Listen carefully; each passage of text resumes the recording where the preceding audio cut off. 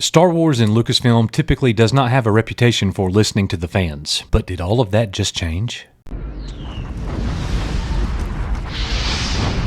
Echo 3 to Echo 7. Tano, buddy. Echo Station 3T8. Hey everybody, welcome back to the channel. There is a new 7-minute long featurette about the upcoming show Ahsoka. And in that featurette, many things were said. From Dave Filoni to Jon Favreau to Carrie Beck, one of the writers. So many things were said, and one of the things that really caught me off guard, honestly, coming from Disney Star Wars, how many times they mentioned George Lucas. They are doubling down on invoking the past and pulling on our heartstrings. To do it in a trailer is one thing. To do it in a featurette is one thing. To do it in the show is another. And if they want the show to be successful, that's what they have to do. Do they know that? Are they going to do that? Let's look and see exactly what the featurette said and weigh in. There was a character that was a Jedi and there was a Padawan, and thought, we'll put them on adventures. But, George had other ideas. He says, well, in this character, and he points to the Padawan we had, and he says, let's give Anakin Skywalker a Padawan. And I was like, Anakin doesn't have Padawan. And he just looked at me and said, Anakin has a Padawan. And that was basically it. So right away, they're mentioning George Lucas a lot. And here's what I'm seeing there. Dave Filoni is absolutely correct. Anakin Skywalker did not have a Padawan. He wasn't a master. And then the Clone Wars, they made him a master and they gave him a Padawan. It was jarring in the beginning. It didn't really make sense when you first watched it. But does it work over time? Does it work looking back? Absolutely it does. So George Lucas wasn't wrong. But here's what's also happening. Dave Filoni is justifying right there making Sabine Wren a Jedi. Because as we go into the Ahsoka series, Sabine Wren, we don't know her of having Force abilities. We don't know of her as being a Jedi. Yeah, she had the Darksaber a little bit. She's from Mandalore, all that stuff, whatever. But nothing happened in Rebels to make me think she's going to be a Jedi. She's going to be trained by Ahsoka. Nothing. And then all of a sudden, out of the blue, coming up to Ahsoka, she is now a former Padawan to Ahsoka Tano.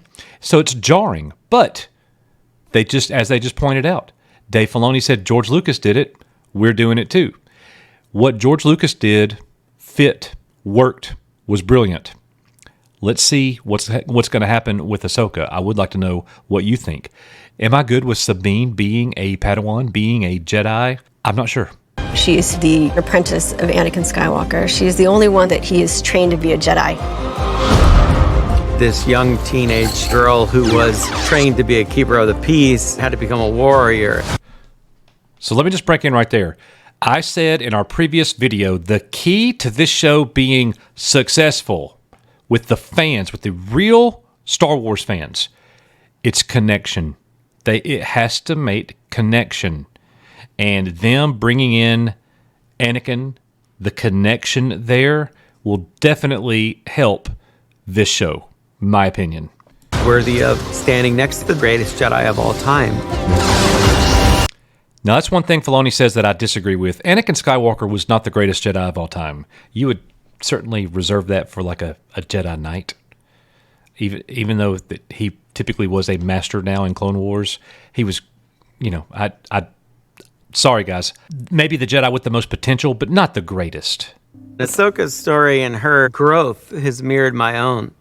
As you see my style of storytelling mature, the stories got more complex. Okay. It had grown to the point I agree. where I wanted to take what I was doing in animation and really see if I could get it to this type of storytelling that I'd grown up with in Star Wars. So we know from the outset Dave Filoni was wanting to move into live action, and apparently Kathy Kennedy wanted him to do it too. Well, the time is now, guys. We're just days away. With my own creativity and style, but have a great backstop and support from collaborating with all these other extraordinary people. Dave Filoni hopefully got to see what not to do in many cases. Not just what to do, but what not to do. That's what I'm hoping. Reunite it with its own kind. This is the way. So when season 2 came around, I was like, for my episode, I was like, well, I'm going to do Ahsoka. I'm like, I just need to try this. Let's do it.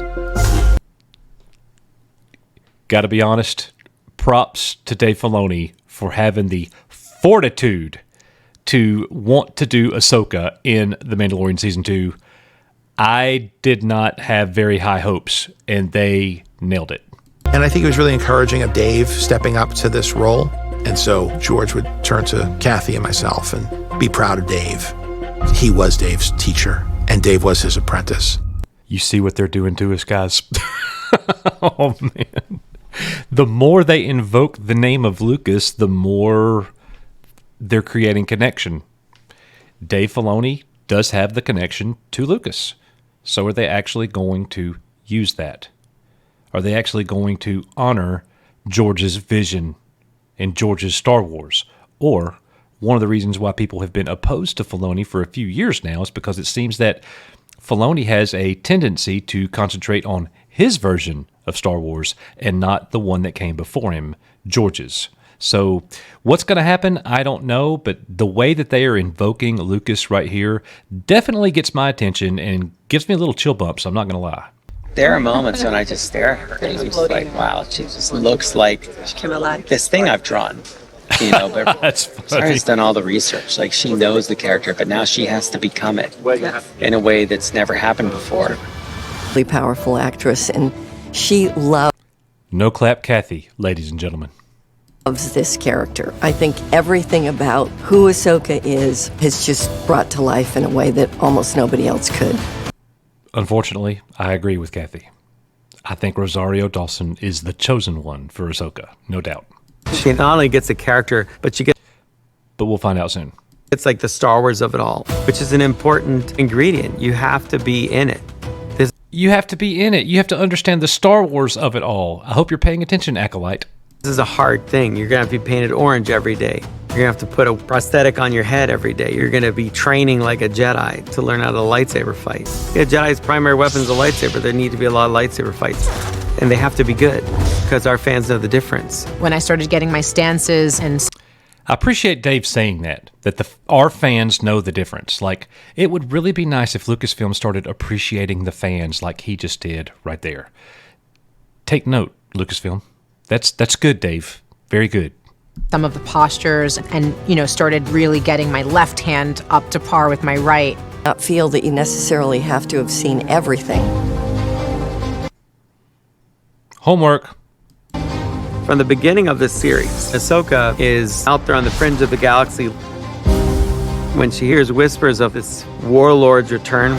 So one thing is I am concerned about Sabine because Sabine doesn't need to be a main character in the show, in my opinion. She needs to be a side character.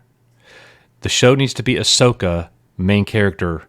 Like, it needs to be obvious. And Star Wars has a tendency to not make that obvious who the main character is. Heck, there's several Mandalorian episodes where Bo-Katan in Season 3 was the main character, or Grogu was the main character, not Mando. So that's something that they need to reconcile and fix for all of us. There is nothing easy about being a Jedi. It's quite extraordinary to bring this to life. When the stakes are this high, we have to do what's right. We have to do what's right. I hope you do, Lucasfilm. I hope you do.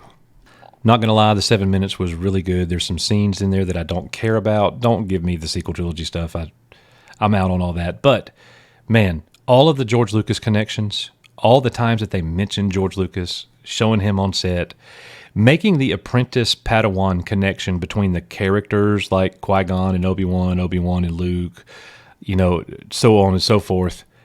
And then Favreau making the connection with Lucas and Filoni. Star Wars, look, they literally just put all of their eggs in Dave Filoni's basket. And I hope it pays off.